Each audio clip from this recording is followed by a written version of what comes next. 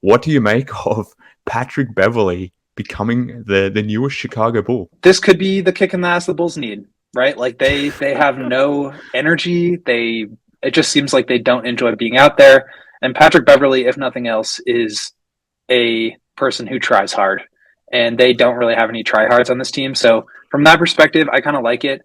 Russ obviously signed this morning with the Clippers, and it seems as though the Bulls were kind of waiting on the Russ domino to fall. Yeah. He seemed like their first choice, and then immediately pivoted towards Pat Bev, who I think is a much better basketball fit. Like, he's not going to dominate the ball. He's going to stand in the corner and shoot threes. I mean, he might be like a top 3-point shooter on this team already, which is kind of disgusting and hilarious. And he'll, there's that old Russ quote, like, Pat Bev tricking y'all. I don't know if he's actually a good defender or if he's just going to like get up in guys and annoy you.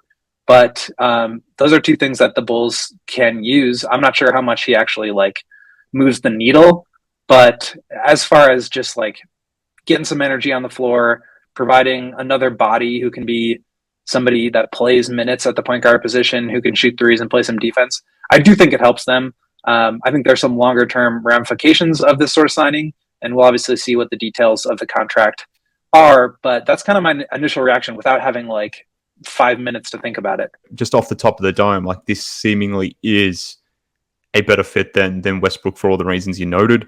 Maybe the highs aren't necessarily potentially as high as when you add Beverley versus someone like Westbrook, but I don't think the lows are going to be necessarily as dramatic as well. We can come and discuss later on whether they should be doing this or not, or whether they should maybe adopting a lose now mentality rather than trying to salvage the season. This is clearly a move to try to get back into that play-in positioning, but I do think this is probably the better, easier fit than adding Westbrook, particularly when there's only like 20-something games to go. I think it's 23 or 24 games to go. Like, it's going to be pretty tough to integrate a piece like Russell Westbrook into a lineup which currently is already sort of facing a lot of issues in terms of its chemistry. Adding in a guy like Westbrook who isn't a natural fit already, a ball-dominant guy who has a higher usage on the Lakers than Zach and DeMar do on the Bulls. Like, just integrating that piece would have been extremely difficult.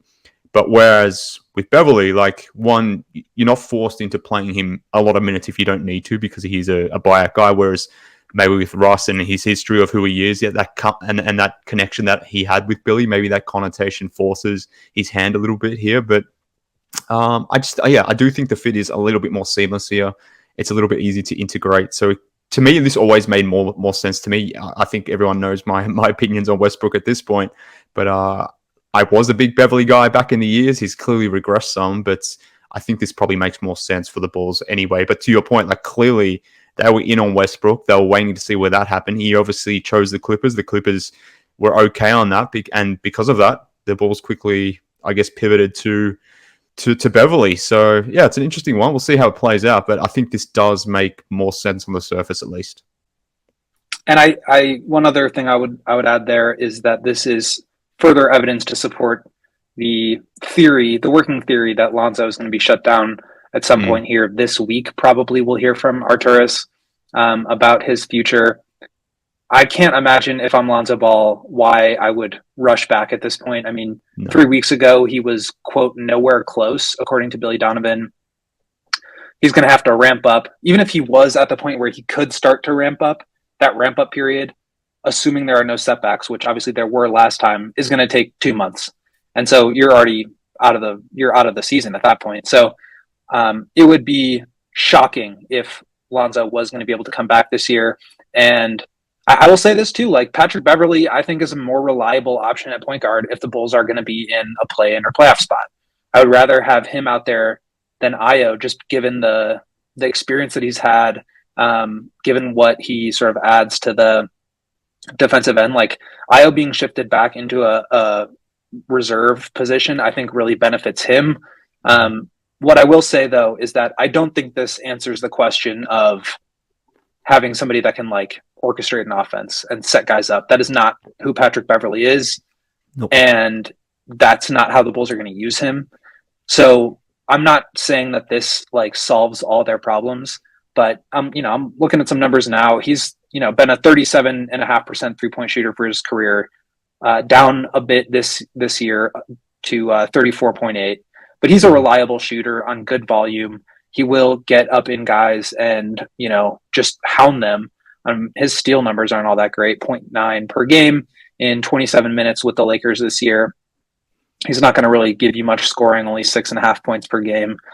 But I do think from a sort of complementary position, this is what the Bulls are going to be looking for. We have a question here, AJ Katz. Does this mean somebody has to be released? Yes, it does. The Bulls have 15 under roster at the moment. Yep. I was a little bit not shocked, but I was, I guess my first guess would have been Marco or Tony Bradley as whoever the Bulls would cut. But, the Bulls are adding a point guard here. It would actually make sense if Goran was the guy. Just now, him presumably going to be shifted down to the fourth string point guard. Can't imagine that's what he really wants to be doing. So maybe the Bulls cut him or buy him out and send him to go play with his old friend Luka in Dallas. So it's an interesting spot for the Bulls. Are you at all just glad they did something? Because the last trade deadline, obviously they didn't do anything. They added Drummond and Dragic this past summer, and that was. But this is to me, this is the same kind of thing, right? It's like scraping the bottom of the barrel. They didn't want to actually make any moves, so now they're just going for the buyout guy for the second straight trade deadline. I do think he's a more impactful player than Tristan Thompson was. I mean, that kind of goes without saying. But there's also a part of me that's just excited to see what he does, what he brings to this locker room that I think the Bulls kind of need. And just to freshen up the rotations. We saw it the last game before the deadline of just how much more refreshing it was to see Carly Jones and Dalen Terry out there, even if the result wasn't good. It's just that this team had been in such a slog for the past however long. I think he kind of spices it up. Yeah, it should be interesting. So I'm not counting this as a deadline move. I'm not. That's the first thing. This is not a deadline move from my perspective. But yeah, look, I think what'll be really interesting to see how much of an effect this dude can actually have. Like I said before, whether it was Westbrook, Beverley, or whoever, there's not a lot of games left to go when he's coming into a locker room that's seemingly, I won't say it's damaged or broken, but there's clearly things that just aren't working with this group right now. So can someone like Beverley, who has been a quote unquote leader in previous stops that he's been in, can he actually have an impact on these guys?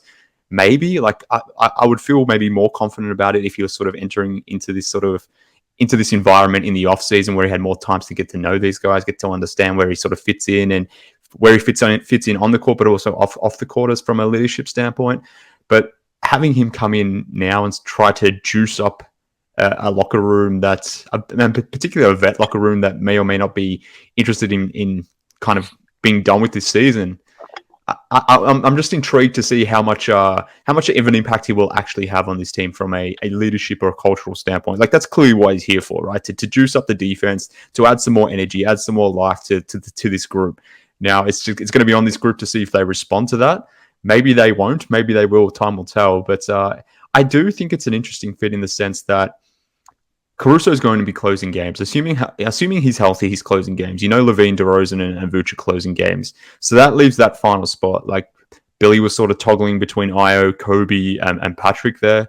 Does now Beverley enter the fray there now? And are there lineups now where you've got both Beverley and Caruso closing games around DeMar, Vooch, and Levine? And that could be an interesting look depending on matchups. Obviously, Pat, if you want to go bigger and those sorts of things, it'll be fascinating to see what this really does mean for Io. But in terms of the guys that are gone, I would still get rid of one of the bigs, to be honest with you. I understand Dragic maybe goes down the totem pole now in terms of point guard options, but you can play Beverley. I mean, Beverley's not necessarily a traditional point guard. You made that note. He can play off ball. You can have Dragic on ball. You can still play Kobe out there. There's still some utility for Dragic on this team, even when you add Beverley, in my opinion. So I do not understand why you need both Tony Bradley and Marko Simonovic. One of them would be my guys to go, but to your point, maybe they think differently. Maybe they get rid of a guard, but I don't know. I'm not sure this is going to mean much all in the sense when we're looking back on this season. I don't know if this is going to really change too many things because I just don't think there's enough time for it to really matter. But maybe I'm wrong. Maybe he will have an impact.